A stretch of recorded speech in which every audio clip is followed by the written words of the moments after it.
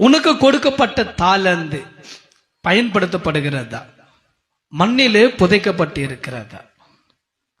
எப்படி ஒரு பொருள் பயன்படுத்தாம போயிடுச்சுன்னா துரு பிடிக்குதோ, எந்த பொருளும் பயன்படுத்தாமல் நீண்ட நாட்கள் வச்சிருந்தோம்னா அது கெட்டு போயிடும், அது கெட்டு போயிடும்.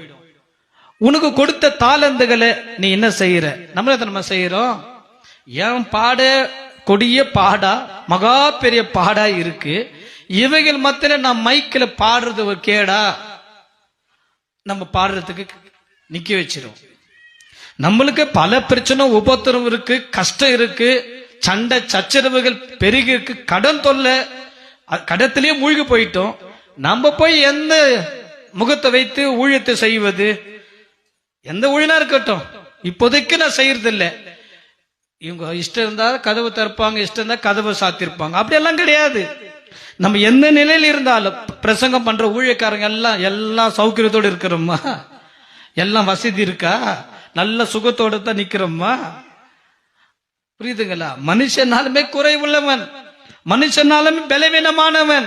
எல்லாருக்கும் வலி இருக்கு, பாடு இருக்கு, கஷ்டம் இருக்கு, நிந்தை இருக்கு, அவமானம் இருக்கு, ஏளன பேச்சு இருக்கு.